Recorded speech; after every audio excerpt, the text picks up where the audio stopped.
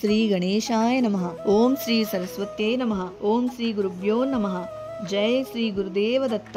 సమర్థ సద్గురు శ్రీ విఠలానంద సరస్వతి మహారాజ్ కి జై. సమగ్ర శ్రీ గురు చరిత్ర 2వ అధ్యాయమున కౌశికుని వృత్తాంతమున సుమతి యొక్క శాప కారణముగా సూర్యుని ఆగమనం స్తంభించుట వలన దేవతలు మునులు భయాందోళనకు లోనై బ్రహ్మదేవుని ఆదేశానుసారం అనసూయామాతను శరణుజొచ్చిరి. అత్రి మహర్షి ఆశ్రమమునందు ప్రవేశించి అనసూయాదేవిని అభినందించి అభివాదము చేసిన దేవతాదులు బ్రహ్మదేవునితో సహా ఆమెతో, అమ్మా, నీ దర్శన భాగ్యము వలన మేమందరము ధన్యులమైతిమి. తల్లి, మహాపతివ్రతయైన కౌశికుని ధర్మపత్ని శాప కారణముగా సూర్యోదయము స్తంభించిపోయినది. సూర్య భగవానుడు కనుమరుగైనాడు. ఈ కారణము వలన ఈ భూమిపై సమస్త కార్యకలాపములు స్తంభించిపోయాయి. ఇంతటి ఆపదను నివారించి తిరిగి సమస్త జీవకోటి సాధారణముగా జీవించు స్థితి మరియు ధర్మపాలన జరుగుటయు నీ వలనే సాధ్యమగును తల్లి. అంతటి సామర్థ్యము నీకు మాత్రమే ఉన్నది. కనుక ఏదో ఒక ఉపాయము చేత నీవు కౌశికుని భార్య అయిన సుమతిని సమాధానపరిచి ఈ కష్టము నుండి నివారించుము మాతా అని దేవతలందరి ప్రార్థనను విని ఒక్కసారి వారందరినీ కలయజూచి తన భర్తకు నమస్కరించి ఆయన అనుమతిని పొంది వారితో, పదండి అని బ్రహ్మాది సమస్త దేవతలతో గూడి కౌశికుని గృహమునకు చేరుకునిది. అంత గృహమునకు వేంచేసిన మహాసాధ్వి అనసూయాదేవిని ఆమెతో బాటుగా వచ్చిన సమస్త సురశ్రేష్ఠులను చూచి ఒక్కసారిగా ఆనందాశ్చర్యములతో దిగ్భ్రాంతికి లోనై తక్షణమే తేరుకొని పరుగున వెళ్ళి అనసూయాదేవికి నమస్కారము చేయగా ఆమెను లేవనెత్తి ఆలింగనము చేసుకునినది. ఆపై భక్తితో బ్రహ్మాది సమస్త దేవతలకు కూడా నమస్కారము చేసి వారిని పేరు పేరున క్షేమ సమాచారములను విచారించినది. తదుపరి అనసూయాదేవి ఆమెతో, అమ్మా, ఈ జగత్తునందు మహాపతివ్రతల పలుకులు ఎన్నటికీ అసత్యము కానేరవు. అదే విధముగా నీ పలుకులు కూడా పరమసత్యమై నిలిచినవి అని అన్నది. ఈ మాటలు వినిన కౌశిక పత్ని తన కృతజ్ఞతా భావమును ప్రకటించగా అనసూయాదేవి తన సంభాషణను కొనసాగించినది. మహాసాధ్వి, నీవిచ్చిన శాపం వలన ఈ సృష్టి మొత్తము అంధకారమందు మునిగిపోయింది. అదీ కాకుండా సమస్త చరాచర జీవరాశి చలనము స్తంభించిపోయినది. అందువలన నీవు సూర్యోదయమునకు అనుమతిని ప్రసాదించు అని అనినది. అందుకు సమాధానముగా, అమ్మా, మాండవ్యుని శాపము అసారణమైనది. సూర్యోదయమైన వెంటనే నా భర్త మరణించును. అప్పుడు నా మాంగళ్య భాగ్య పరిస్థితి ఏమిటి అని ఎంతో దుఃఖముతో తన పరిస్థితిని వివరించినది సుమతి.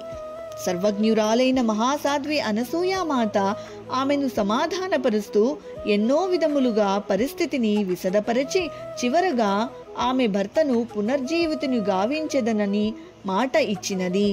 అనసూయామాత మాట ఇచ్చిన పిదప కౌశికుని భార్య సమస్త జగత్తును ప్రకాశింపజేసినది.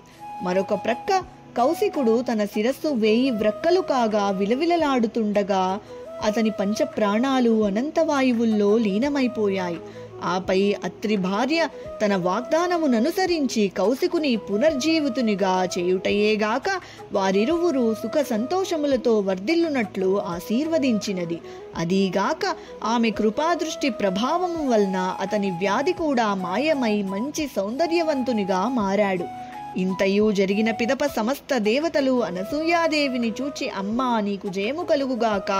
నీ వలన ఈ విశ్వమంతయు రక్షింపబడినది. నీ పాతివ్రత్య మహిమ త్రిలోకములందు ఖ్యాతిగాంచి ప్రసరించుగాక అని నీ మహాత్మ్యమును చూచి మేమందరము పులకించిపోయాము. నీకు ఏ వరము కావలేనో కోరుకొనుము అని అన్నారు.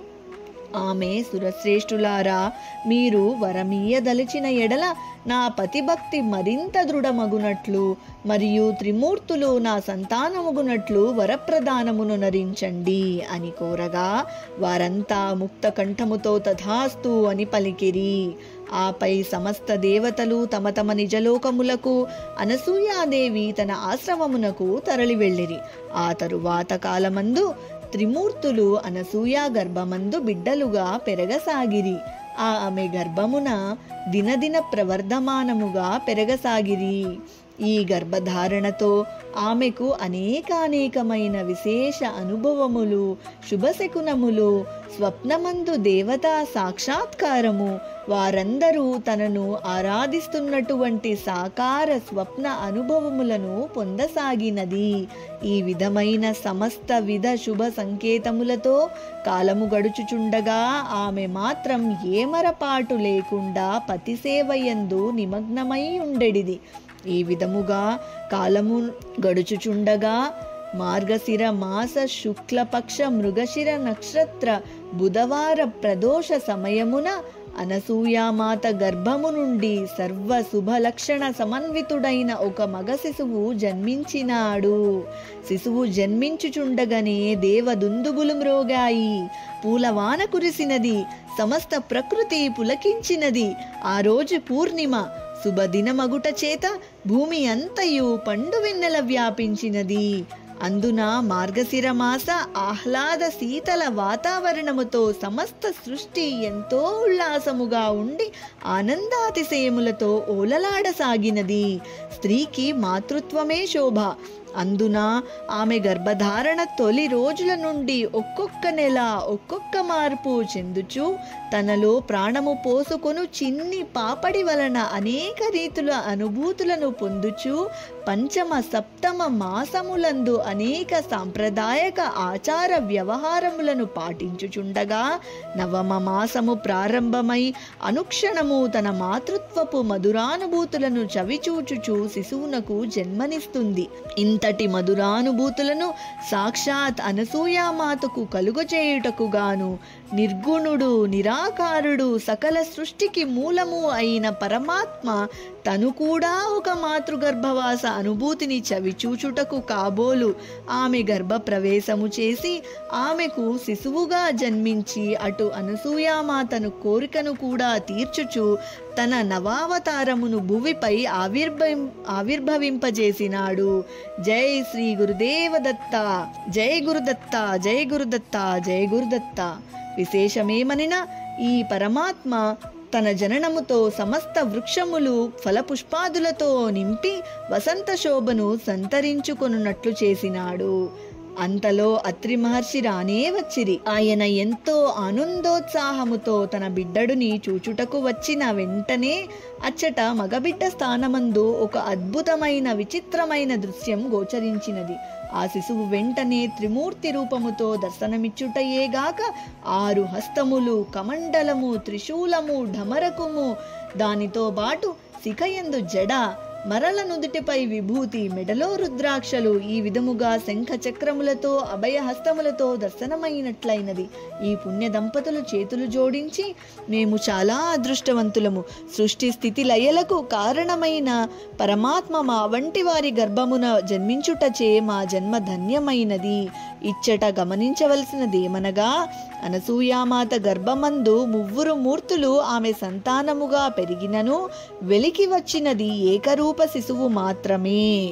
దీనికి కారణము పూర్వకాలమందు శ్రీ అత్రి మహర్షికి త్రిమూర్తులు దర్శనమిచ్చి తాము బాహ్య వ్యవహార శైలికి 3 రూపములుగా ఉన్నప్పటికీ అంతరంగమున మాది ఏకస్వరూపము అనుచు వారు అంతర్ధానమై వారి స్థానే ఒక బాలుడు ప్రకటమై త్రిముఖములు, షడ్హస్తములు, త్రిమూర్తులు ఆయుధములే కాక జపమాల, దండ, కమండములు ధరించిన విచిత్ర ఆకారముతో దర్శనమిచ్చిన సంఘటనకు ఇది తార్కాణము. ఇక ఈ దివ్య శిశువు యొక్క బాల్య లీలలను వచ్చే వారం సంచికలో సంభాషించుకుంటూ సంభ్రమిద్దాం. జై గురుదేవదత్త.